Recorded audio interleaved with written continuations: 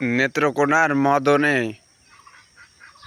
যে আলেমকে ছাত্রীকে ধর্ষণ করার অপরাধে গ্রেপ্তার করা হয়েছে, সেই আলেম যদি প্রকৃত দোষী হয়ে থাকে তাহলে তার ডিএনএ টেস্ট করা হোক যে আসলে সে প্রকৃত দোষী নাকি সে মেয়েটার আর সেই আলেমের ডিএনএ টেস্ট করলে তো ধরা খাবে যে সে প্রকৃত দোষী নাকি। তখন যদি সেই আলেম যদি প্রকৃত দোষী হয় আমরা তার শাস্তি চাই, কিন্তু এর বিচার চাই, আলেমের বিচার চাই।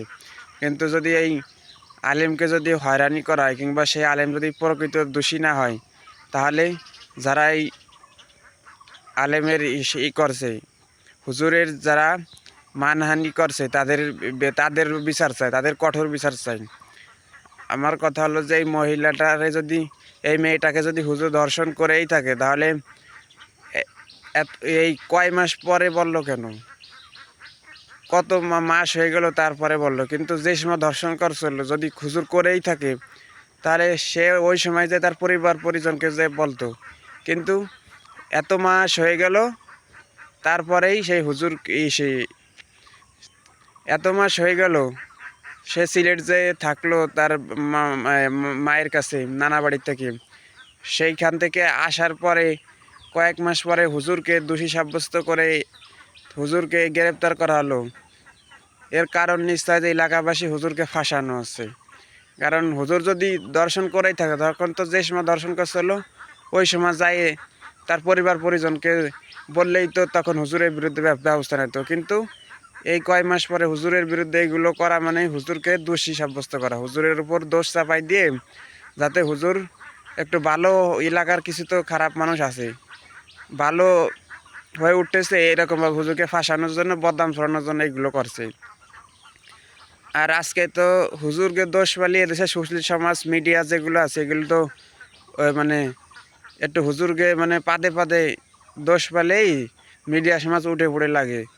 আজকে দেখেন যে কিছুদিন আগে এক ইমাম সাহেবের মেয়েকে তার সামনে থেকেই উঠিয়ে নিয়ে হলো, কিন্তু তাদের তো কোনো বিচার হলো না। 9 দিন না 6 দিন পরে সেই মেয়ে আবার আসলো, তাদেরকে ফেরত দিয়ে হলো। মানুষের কিছুদিন আগে মাওনা শ্রীপুরে শ্রীপুরে না মাওনা কোন জায়গায় যেন যে বাপ মারে বেঁধে তার মেয়েকে নিয়ে ধর্ষণ করা হলো, ধর্ষণের পর মেরে ফেলাই দেওয়া গেলো। কিন্তু তাদের তো এরকমভাবে গ্রেপ্তার হয় না, তাদের বিরুদ্ধে তো মিডিয়া এরকমভাবে প্রচার করে না। আর আজকে হুজুরদের দেখলেই সুশীল সমাজ এই উঠে পড়ে লাগে। কিছুদিন আগে যে শ্রীপুরে যে আলেমের বিরুদ্ধেই করা হলো না, ময়মনসিংহের ভালুকায় জানো, ওই যে মসজিদের ভিতরে লাশ ফেলে দেওয়া গেলো, তো হুজুরকে করা হলো। কিন্তু খোঁজ নিয়ে পরে তো দেখা গেলো যে এলাকাবাসী হুজুরকে ফাঁসানোর জন্য ওই মহিলাকে মেরে ওই মসজিদের ভিতরে ফেলাই গেছে। আর হুজুরদের দোষ পেলেই মিডিয়াগুলো মানে উঠে পড়ে লাগে হুজুরদের বদনাম ছড়ানোর জন্য। আসলে আমি এটা বুঝি না যে আসলে হুজুররা কি দোষ করছে। আজকে হুজুরকে যদি এতই দোষ হয় তাহলে এই দেশের সুশীল সমাজ যারা যে হুজুরকে বিরুদ্ধে লাগে এই বিবাহ শাদী কিংবা ওই তাদের জানাজার সময় কেন হুজুরকে ডাকে? যদি আজকে হুজুরদের এতই দোষ এগুলো হয়ে এত কিছু হয়ে থাকে, তাই আমি যদি নেত্রকোনায় হুজুর যদি প্রকৃত দোষী হয়ে থাকে তার পরে শাস্তি দাবি করছে। আর যদি সে দোষী না থাকে ডিএনএ টেস্ট করলেই তো ধরা পড়ে যাবে নি কে দোষী নাকি। আর ডিএনএ টেস্ট যেন সঠিকভাবে, এখানে যেন কোনো অনিয়ম দুর্নীতি না হয়।